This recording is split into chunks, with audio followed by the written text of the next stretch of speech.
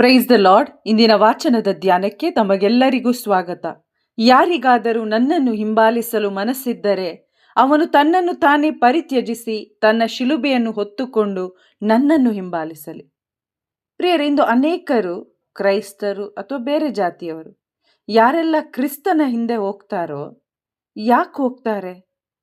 ಯೇಸು ಮಾಡಿದ ಅದ್ಭುತ ಕಾರ್ಯಗಳನ್ನು, ಸೂಚಕ ಕಾರ್ಯಗಳನ್ನು ಕಂಡು ಜನರ ದೊಡ್ಡ ಗುಂಪು ಯೇಸುವನ್ನು ಹಿಂಬಾಲಿಸಿದಂತೆ ಇಂದು ಅನೇಕರು ಅದೇ ರೀತಿಯಲ್ಲಿ ಯೇಸು ಹುಡುಕಿಕೊಂಡು ಪ್ರಾರ್ಥನಾ ಕೂಟಗಳಿಗೆ, ಧ್ಯಾನ ಮಂದಿರಗಳಿಗೆ, ಆ ಸಭೆ ಈ ಸಭೆ ಅಂತ ಬೈಬಲ್ ಹಿಡ್ಕೊಂಡು ಹಿಡಿಯದ್ದೇನೋ ಓಡ್ತಾರೆ.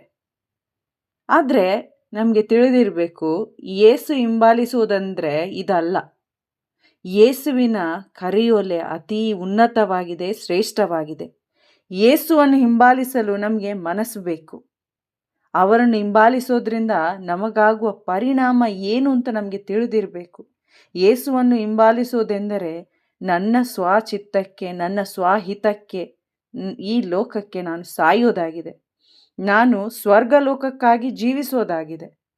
ನನಗೆ ಸಿಗುವ ಕಂಫರ್ಟ್, ಸುಖಭೋಗ, ಹೆಸರು ಈ ಲೋಕದಲ್ಲಿ ನಂಗೆ ಸಿಗುತ್ತೆ ಅಲ್ವಾ, ನನ್ನಲ್ಲಿರುವ ಆಸ್ತಿ, ಈ ಜೀವ ಸಹ, ಇದೆಲ್ಲವನ್ನು ಕಳೆದುಕೊಳ್ಳಲು ಸಿದ್ಧರಾಗಿರೋದಾದರೆ ಖಂಡಿತ ನಾವು ಯೇಸುವನ್ನು ಹಿಂಬಾಲಿಸ್ಬೋದು.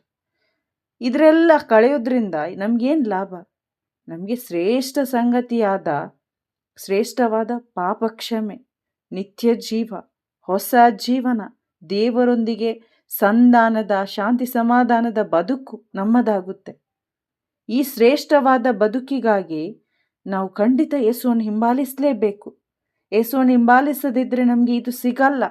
ಇದರ ಜೊತೆಗೆ ಖಂಡಿತ ನಾವು ಈ ಲೋಕದಲ್ಲಿ ಲೋಕದ ಸಿಸ್ಟಮ್ ಪಾಲಿಸುವ ಜನರ ಮಧ್ಯೆ ಇರೋದ್ರಿಂದ ನಮಗೆ ಖಂಡಿತ ಯೇಸು ಹಿಂಬಾಲಕರಾಗುವುದಕ್ಕೆ ಖಂಡಿತ ಜನರು ಬಿಡೋದಿಲ್ಲ, ಅಥವಾ ಜನರು ನಮ್ಮನ್ನು ದ್ವೇಷಿಸ್ತಾರೆ, ವಿರೋಧಿಸ್ತಾರೆ. ನಾವು ನಮ್ಮ ಸ್ವಂತ ಚಿತ್ತವನ್ನು ಬಿಟ್ಟು ಸರೆಂಡರ್ ಮಾಡಬೇಕು. ದೇವರ ಚಿತ್ತ ನನ್ನಲ್ಲಿ ನೆರವೇರಬೇಕು.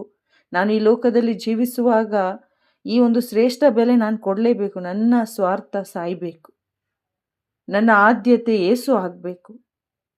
ಇದರಿಂದ ಹೀಗೆ ಮಾಡೋದ್ರಿಂದ ನನಗೆ ಆಗುವ ಲಾಭ ಆದರೆ ಏನು?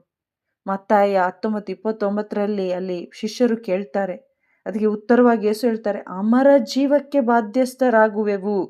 ಈ ಅಮರ ಜೀವ, ಇದರ ಒಂದು ಶ್ರೇಷ್ಠತೆ, ಇದರ ಒಂದು ಶ್ರೀಮಂತಿಕೆ ನಮಗೆ ಅರಿತುಕೊಳ್ಳುವಾಗ ಮಾತ್ರ ನಾವು ಯೇಸುವನ್ನು ಹಿಂಬಾಲಿಸಲು ಸಾಧ್ಯ. ಖಂಡಿತ ನಮ್ಮ ಸ್ವಂತ ಶಕ್ತಿಯಿಂದ ಇದು ಸಾಧ್ಯ ಇಲ್ಲ. ಅದಕ್ಕಾಗಿಯೇ ದೇವರು ಯೇಸು ಕ್ರಿಸ್ತರಲ್ಲಿ ವಿಶ್ವಾಸ ಇಟ್ಟ ನಮ್ಮೆಲ್ಲರಿಗೂ ಅವರ ವರವಾದ ಪವಿತ್ರಾತ್ಮರನ್ನು ಕೊಟ್ಟಿದ್ದಾರೆ. ಆ ಪವಿತ್ರಾತ್ಮ ಶಕ್ತಿಯಿಂದ ದಿನೇ ದಿನೇ ನಾವು ತುಂಬಲ್ಪಟ್ಟಾಗ ನಾವು ಈ ಲೋಕದ ಯಾವೆಲ್ಲ ಎಡಿಕ್ಷನ್ಗಳಿಗೆ, ಯಾವೆಲ್ಲ ಸಂಗತಿಗಳಲ್ಲಿ ಮುಳುಗಿ ಹೋಗಿದ್ದೇವೋ ಅದರಿಂದ ಹೊರಬರಲು ನಮಗೆ ಸಾಧ್ಯವಾಗುತ್ತೆ. ಧೈರ್ಯದಿಂದ, ಪ್ರೀತಿಯಿಂದ ಯೇಸುವನ್ನು ನಾವು ಹಿಂಬಾಲಿಸ್ತೇವೆ. ಯೇಸು ಪ್ರೀತಿಗಾಗಿ ಈ ಲೋಕದ ಸಂಗತಿಗಳನ್ನೆಲ್ಲ ಕಸವೆಂದು ಪರಿಗಣಿಸಲು ಮತ್ತು ಕೊನೆಯ ತನಕ ವಿಶ್ವಾಸದ ಓಟವನ್ನು ಸ್ಥಿರಚಿತ್ತದಿಂದ ಓಡಲು ನಮಗೆ ಸಾಧ್ಯವಾಗುತ್ತೆ. ಆದ್ದರಿಂದ ಪ್ರಿಯರೇ, ಪವಿತ್ರಾತ್ಮ ಶಕ್ತಿಗಾಗಿ ಪ್ರಾರ್ಥಿಸೋಣ. ಯೇಸುವನ್ನು ಹಿಂಬಾಲಿಸೋದರ ಒಂದು ಮಹತ್ವ ಏನಾಗಿದೆ, ಇದರ ಪರಿಣಾಮ ಏನಾಗಿದೆ ಎಂದು ನಾವೆಲ್ಲರೂ ಈ ಸತ್ಯವನ್ನು ತಿಳಿದುಕೊಳ್ಳೋಣ. ಆಮೇನ್. Praise the lord.